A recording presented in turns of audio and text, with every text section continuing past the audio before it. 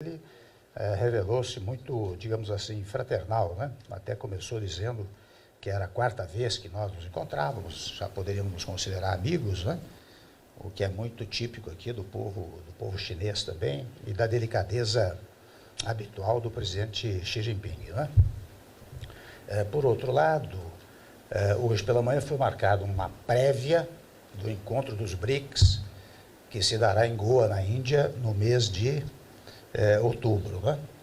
E lá cada um fez a sua manifestação, uma pré-manifestação também, revelando a importância, reiterando a importância desta organização, que não é uma organização jurídica, mas é uma organização espontânea de países que se reuniram e que já chegaram ao ponto de ter um banco de desenvolvimento, né, que já está atuando, e todos eles com a mesma preocupação, né? A preocupação que hoje existe é uma preocupação ainda com o emprego, é curioso isso, nos vários países, né?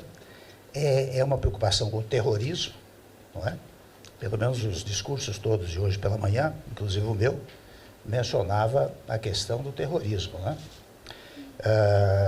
Também a questão climática, porque tanto a China como os Estados Unidos já assinaram o Acordo de Paris, eu estou assinando, comuniquei que agora eu farei o depósito dessa matéria logo agora no início dos trabalhos da ONU. Esta foi uma preocupação acentuada também nos BRICS, né? E é interessante que no G20, de alguma maneira, se reproduziram essas mesmas questões.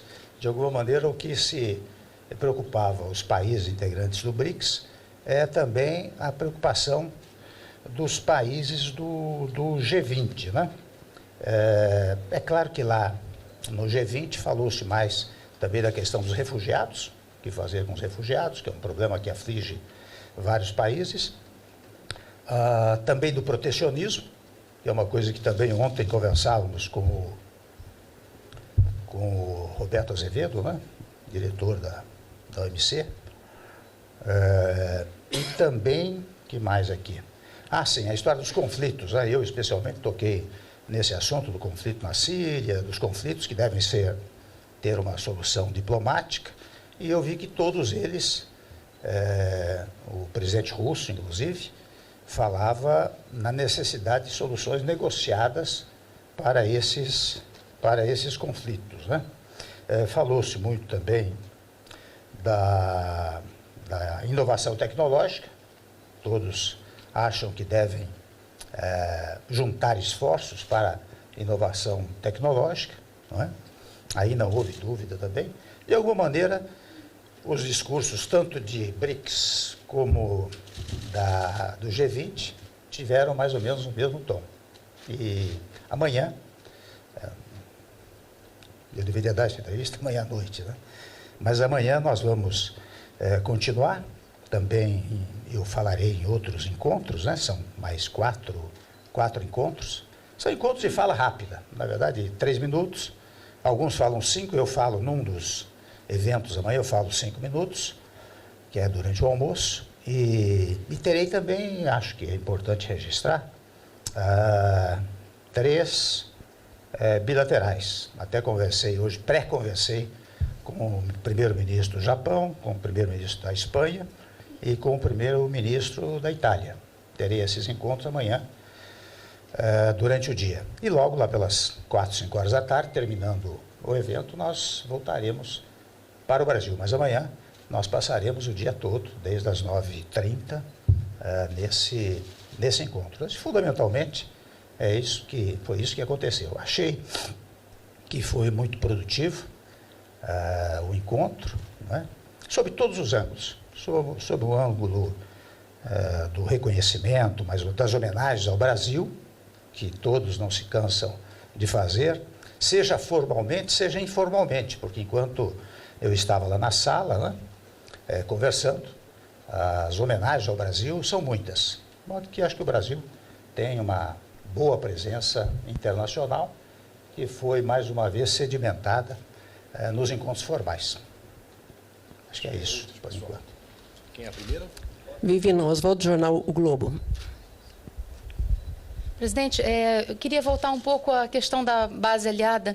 Hoje a senadora Aécio Neves falou que o senhor precisa fazer uma DR com o PMDB e que sem o PSDB não há governo.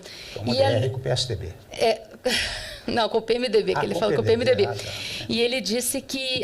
e a minha segunda pergunta nessa questão da base aliada é o seguinte, existe o reajuste para o judiciário, para os ministros do STF, é uma questão que também divide os dois partidos. O senhor é contra ou a favor e até que ponto isso divide os partidos? Eu vou esperar o Senado decidir. Eu sei que há uma grande divisão no Senado e a minha tarefa será depois da avaliação do Senado, né?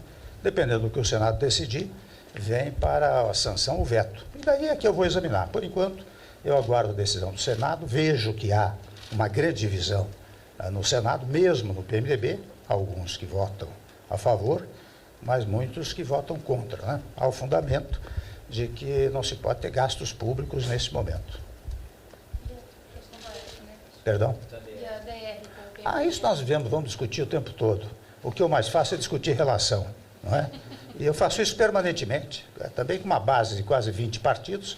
Se você não fizer isso permanentemente, você não consegue manter a base unida, né? Quando nós tivermos 2, 3 partidos, fica mais fácil, mas por enquanto nós precisamos conversar permanentemente com os amigos do PSDB. Eu tenho conversado com muita frequência, não foram poucos jantares, encontros que nós tivemos, não é? Eu prezo muito o apoio que o PSDB, que todos os partidos dão, o PSDB, o DEM, o PPS, o PMDB e todos, né? O PMDB é o meu partido. Eu acho que com esta base sólida é que nós vamos conseguir aprovar questões aparentemente difíceis, mas que produzirão efeitos muito benéficos no futuro. Eu até disse isso aqui no meu pronunciamento hoje, que nós estamos fazendo uma revisão, mencionei aquela coisa do teto dos gastos, né?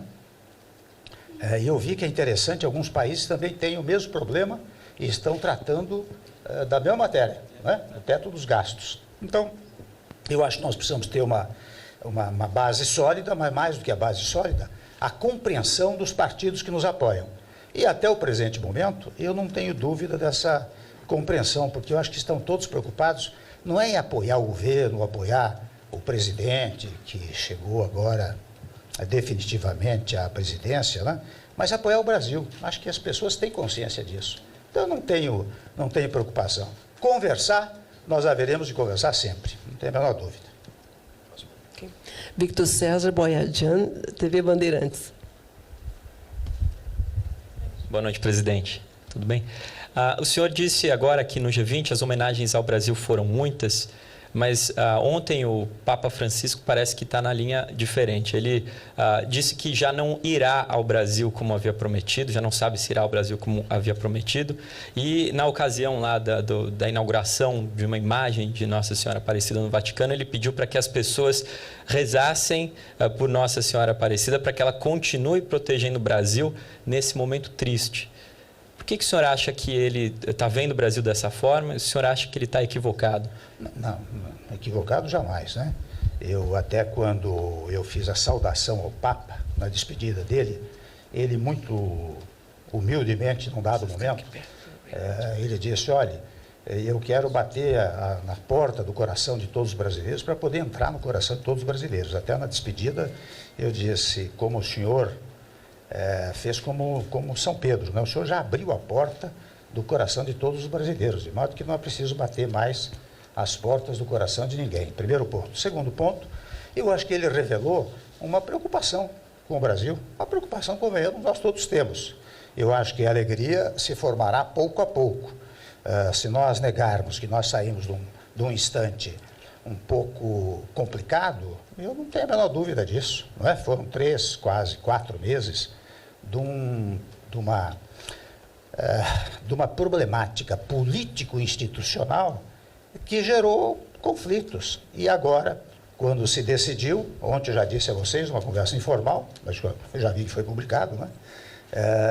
Eu disse que uma coisa é a manifestação democrática, que é importantíssima. Olha, até vou fazer uma observação. Quando houve aquele movimento de junho de 2013, muitos do governo criticaram o movimento. Eu disse, não devemos criticar, não. Isso é exatamente aqueles brasileiros que pedem eficiência do serviço público e que vão às ruas para se manifestar. Tanto que é curioso, aquele movimento de junho de 2013, ele naufragou por causa dos depredadores. Vocês se lembram? Quando começaram a depredar, o movimento ficou paralisado. Exata e precisamente porque o povo brasileiro não é afeito à depredação, né? E nem a ordem jurídica admite depredação. Quer dizer, manifestação livre, protesto de natureza doutrinária, política, ideológica é admissível, né? Porém, a depredação, isso é delito. Isso não é manifestação. E acho que, neste sentido, é que o Papa, que é sábio, vendo tudo isso, ele diz, orem pelo Brasil. Para quê?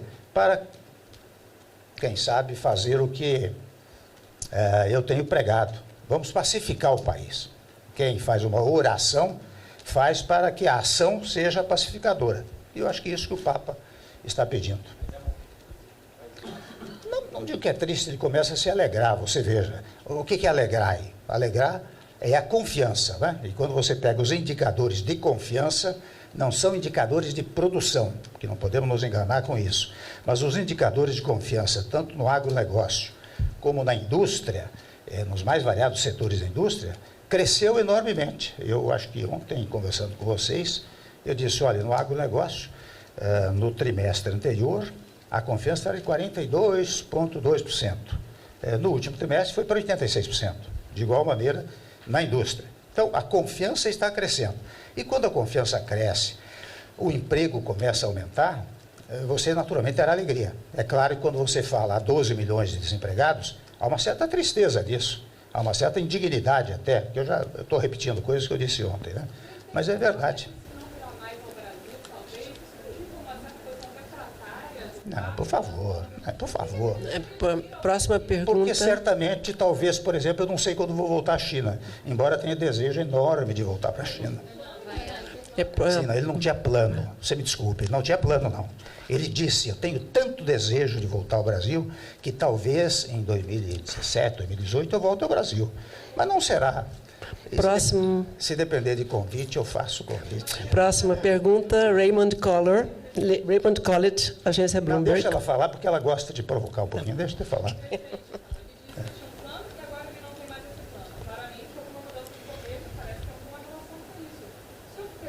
Acho que é melhor perguntar para o Papa, não? Se eu for a Roma, eu procuro. Aliás, vou contar um episódio a vocês. Vou falar bem de mim. Ele se sensibilizou tanto com o discurso que eu fiz, não é? Que quando eu fui representar o Brasil na missa de canonização do Padre Anchieta, vocês sabem que ele ia saindo, você vê a delicadeza dele, ele ia saindo por uma parte central, eu estava numa parte lateral, quando ele me viu, ele parou e veio me cumprimentar, não é?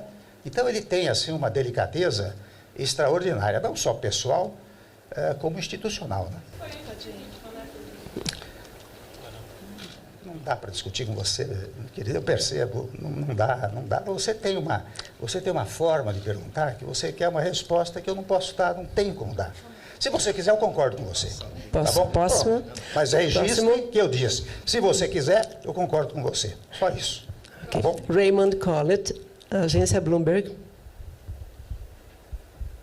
Boa noite, presidente. Um dos motivos da sua viagem aqui à China era mostrar ao mundo as oportunidades de investimento no Brasil. Além das concessões que o senhor já mencionou ontem, o seu governo em algum momento cogitou a venda de